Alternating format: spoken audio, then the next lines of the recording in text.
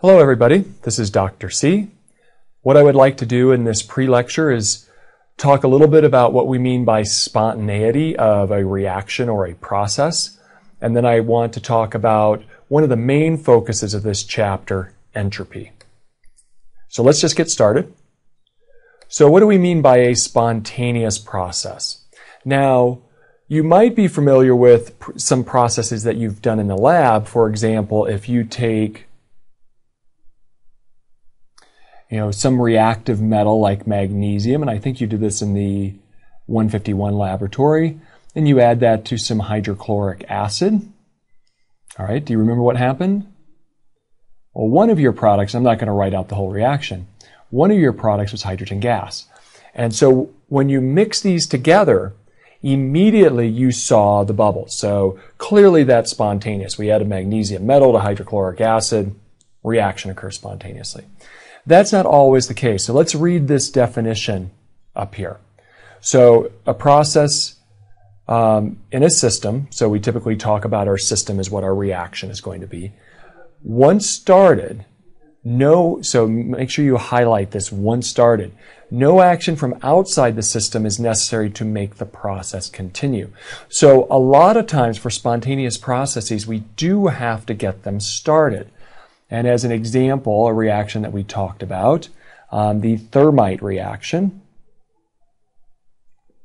we have aluminum metal. Typically we use powdered aluminum. And then we can write iron oxide in a couple different ways. I wrote it differently in class, but let's write it like this, Fe2O3. We can mix these together. Oops, I'm sorry, I hit the button on the side. I apologize. We can mix these together and put them in a jar together, and they'll just sit there. No reaction happens. Okay? We need to get it started. And one way to get it started is to add some drops of concentrated sulfuric acid. That will certainly get it started. Then once it starts, it's going to go on its own. So spontaneous doesn't necessarily mean you mix it together and the reaction starts. Sometimes we'll find as we go on in this maybe it's not this chapter, I think it's the next chapter, we will find there's something called activation energy. There's an energy barrier that we have to overcome, but once we get it started, the reaction occurs without any outside intervention. Okay, next bullet point here. Spontaneous does not mean fast. That's kinetics. That comes next. So we'll talk about reaction rates after we figure out whether the reaction is spontaneous. Just a few things you are well aware of.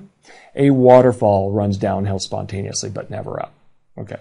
Water does freeze spontaneously if we're below the freezing point, 0 degrees Celsius, but it does melt spontaneously if we're above that same point, what we call the melting point. Okay. So those are certainly spontaneous processes. So what do we have to look at to figure out if something is spontaneous? What is it that we have to look at? Well, one thing that you're familiar with is enthalpy. The enthalpy change, delta H, which we typically just describe as the heat flow for that reaction. It's actually the heat flow at constant pressure, and there's more details to it than that, but let's not go any further than that. So let's just think of it as heat flow. We tend to think of reactions that release heat, exothermic, we tend to think of those as spontaneous. Okay? Combustion of natural gas, methane, CH4 gas. Okay? That's what's used for, say, forced air furnace. So you're probably familiar with methane gas. We combine that with oxygen gas, okay? And we do have to get that started. In an old furnace, it probably had a pilot light. Newer furnaces are going to be solid state ignition, create some type of spark to get it going, and we're going to produce carbon dioxide gas. And initially the water produced will be water vapor. It will condense to a liquid eventually as well. You might want to see if you can actually balance this reaction, just to practice that. You haven't done that for a while. But that is certainly a spontaneous process. It is exothermic. We use it to heat our homes. Okay, so it releases heat. But some endothermic reactions or processes are spontaneous as well. Okay, ice melting. So we have our ice, solid water. it will melt as long as we're above the melting point, as long as we're above 0 degrees Celsius at 1 atmosphere pressure. Okay? So exothermic, that's one condition. We tend to think of exothermic reactions as spontaneous, but endothermic reactions can be spontaneous as well. So there must be something else that we have to consider. And this is what was one of the main focuses of this chapter, and that is entropy. All right, so this is really a new concept for us. Entropy has a symbol S, right? Energy already has E. Enthalpy is H. Entropy S, we'll just go with it. Okay, so let's look at the definition. It's a thermodynamic function, just like enthalpy change. Okay, thermo meaning heat. Thermodynamic function that increases with the number of energetically equivalent ways. We also call those energetically equivalent ways microstates, to arrange the components of a system to achieve a particular state, which we would call the macro state. Okay? So, if we can arrange, if something has more energetically equivalent ways available to it, those are more microstates, it would have a greater entropy. Now that sounds a little confusing, and I'm going to try to clear that up in just a minute. We can very easily calculate the entropy change from the Boltzmann equation. This is after Ludwig Boltzmann, who came up with this. We need a constant, the Boltzmann constant K, and W is the number of microstates. Okay? There is a question on the quiz that you're going to take related to this pre-lecture where you have to calculate the number of microstates for actually the roll of a dice. And then plug that number of microstates you calculated and take the natural log. ln means, this is the natural logarithm. You should have that key on your calculator. Okay, and then multiply it by Boltzmann's constant to get the entropy change. You will have to do that on the quiz. Okay, now we are going to simplify this and kind of on a macroscopic scale, rather than talking about microstates all the time. We're going to say on a macroscopic scale, we kind of think of entropy as disorder or randomness. But let's try to highlight this microstate concept. And there's a good figure in the textbook that we're using where we talk about two different systems. So let's say we have system A and system B. And they're both composed of two particles. Okay?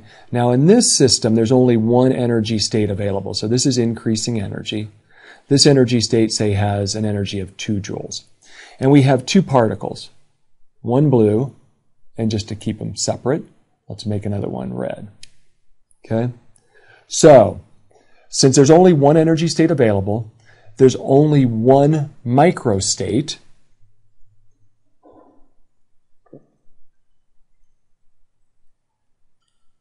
Available for those two particles.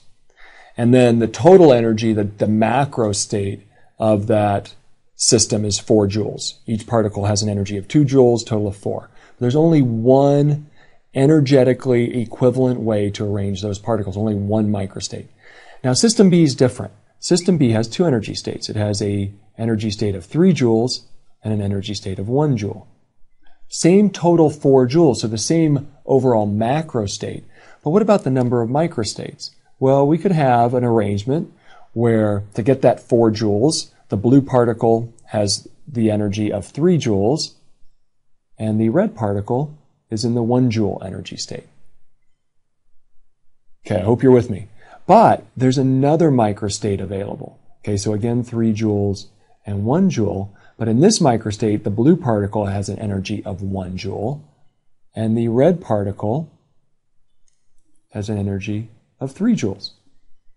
Okay, same 4 joules total energy, but that's another way that we could arrive at that particular state, that macro state. Okay, so we would say that this arrangement has 2 microstates. 2 energetically equivalent ways to arrange the components of that system. So those 2 particles that make up that system, there are 2 ways to arrange those in energetically equivalent ways, what we call microstates. So since we have double the number of microstates, this would have double. Oops, that's a U, double the entropy of system A. Okay? That's what entropy is. Now, we will talk about in class, even though this is not technically right, a real P chemist will yell at us to talk about disorder and randomness on a macroscopic scale, because entropy is really based on the microscopic scale. How many different energetically different ways can we arrange the particles of that system? Okay, let's move on from there. So here's another thing that kind of gets at microstates. Clearly, if we have a gas over here, and we open up this valve, we know this is going to be spontaneous. That gas is going to effuse through that hole in that valve and fill the container pretty much uniformly, right? All right. We know it's not going to go the other way. This is not going to happen. This is non-spontaneous. But from an entropy standpoint, why would that be? And it gets to this microstate argument. Clearly, this has more microstates, more energetically equivalent ways we can arrange those particles, right? Because, we could say that, okay, we have this one particle. Let's make one of these blue. In one arrangement, it could be on that side of the container. In another arrangement, it would be over on the left side of the container. It's moving around. Where in this one, everything's fixed on the left side. Okay. Now the energies are also going to change. There's more microstates because as they collide, even if we assume they're perfectly elastic collisions, some particles are going to gain that energy, some particles are going to lose, so the energy states are going to change. But anyway, from a very simple standpoint, we can see that particles could be on either side of this container, and the top one, which would make available more energetically equivalent ways to arrange those particles. More microstates, more entropy or greater entropy. All right, just a couple more things to do in this pre-lecture. I think this is a pretty simple question, but think about this for a second. 1 mole of ice, 1 mole of liquid water, 1 mole of water vapor. Which has the greatest entropy? And it might be easier to think about it on a macro scale here than microstates. But if you think about it, you might want to pause and think and get your answer. And I'm going to show you a slide. And here we are, solid to liquid to gas. It doesn't all fit on the screen. But this is the solid. This is the liquid. Here's the gas. Okay? So we start at the solid, which has the lowest entropy. Solids typically are fairly ordered. The atoms or molecules can be relatively fixed in position. They might vibrate a little bit and whatnot. So there's going to be entropy there. So a solid does have some entropy, but it's going to be much lower than a liquid or a gas. Now, as we heat up that solid, the atoms and molecules are going to vibrate more strongly. And I know you can see me moving my hands back and forth right now. They're going to vibrate more quickly. That's going to be more disorder, more energy states available, more microstates. It's going to be an increase in entropy. Now we get to the melting point, and we're going to see a big change in entropy because liquids are much more disordered. The liquid molecules are much freer to move. There's still some attractive forces there, but much freer to move. There's going to be many more energy states available, microstates. Again, as we heat that liquid up, the atoms and molecules are going to move much more vigorously. And then here's where we see our biggest change at the boiling point. Gases are much more disordered than liquids or solids. So the gases are going to have significantly higher entropy than a liquid or solid. Okay, solid to liquid to gas. I think that makes sense that entropy will generally increase in that direction.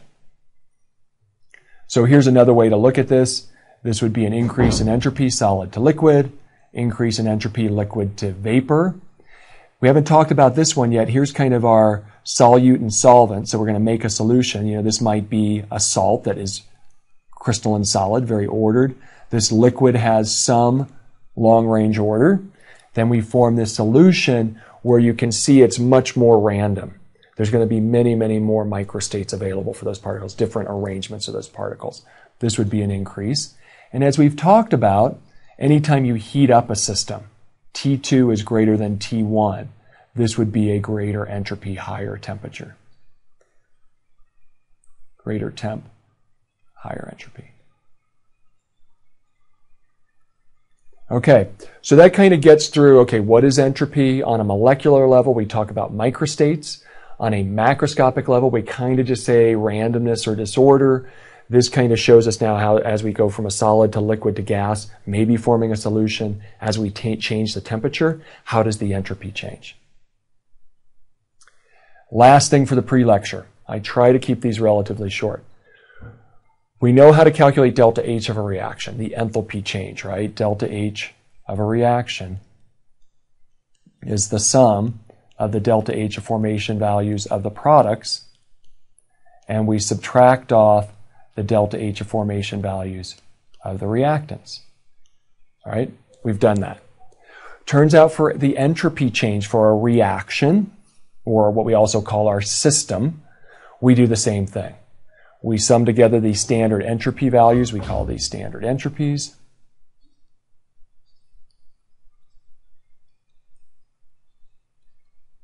Of the products, and we subtract off the standard entropy values of the reactants.